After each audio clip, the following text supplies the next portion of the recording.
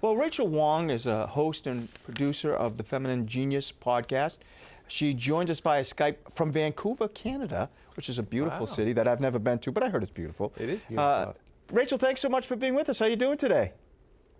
I'm well, thank you. Thanks for having me. It's great to have you. We talked before the show, and so I know this is going to be a fun interview. I just can tell when they're going to be fun interviews, and this is going to be one of them.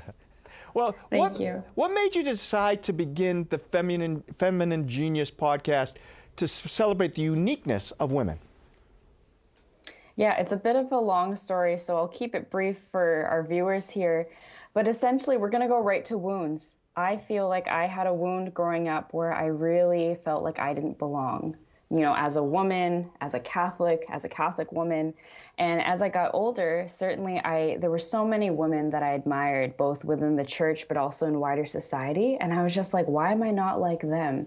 Why am I not, you know, as far along as they are? And, you know, thanks be to God, he introduced me to John Paul II's Letter to Women, which many of your viewers may know was written in 1995, so just over 25 years ago now. And when I read it, it moved me to tears just because it felt like John Paul II had just penned that morning to me personally. And of course, like, you know, he was writing to all of the women at one of the conferences that he was at. And man, I can't tell you how much that moved me, but then it inspired me that, as cliched as it sounds, I'm not supposed to be that woman that I admire at church or at my workplace or at school. You know, God made me for me, and there's a specific purpose that he wants me to carry out as a Catholic woman. So that's kind of the crux of that. And of course, you've interviewed and interacted with a lot of women, Rachel, on your podcast, each unique in their own way. But is there a common trait that they share? Is there something you're looking for in a guest?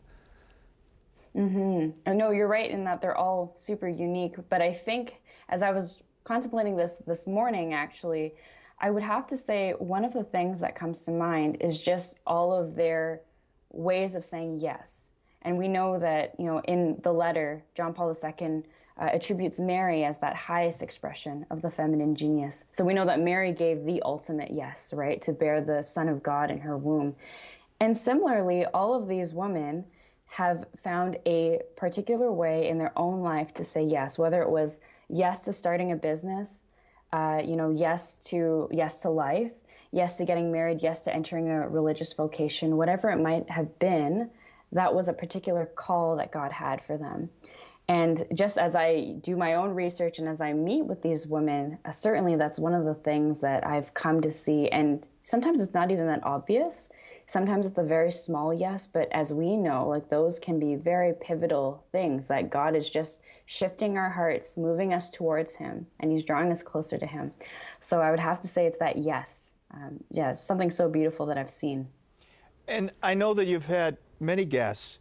Is there any in particular that really resonated with you, and after the interview you just said, wow? Oh, that's like asking who your favorite child is. Oh, no.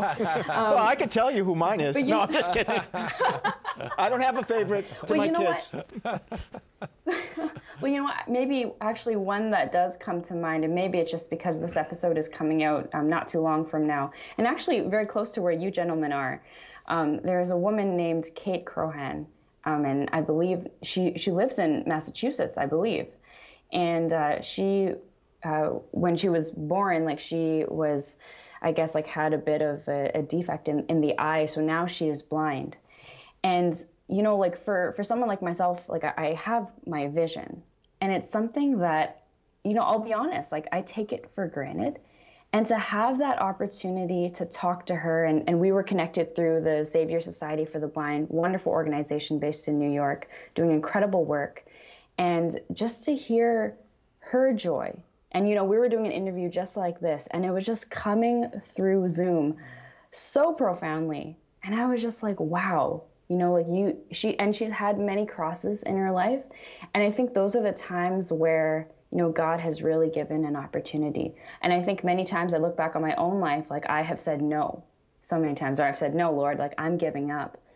And of course, like I'm sure that there must have been a lot of frustration in her life too, but to see how now with this benefit of hindsight, being able to journey back with her and hear how she has overcome adversity after adversity, and how much of a blessing she is to, her family, her friends, her parish community, by extension, me, and hopefully like many of the listeners. Just so inspiring. So yeah, I'll go with Kate. She's a wonderful lady. So women should be listening to the podcast.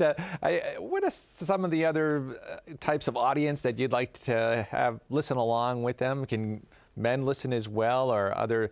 I You think we're banned? I know. I didn't say that.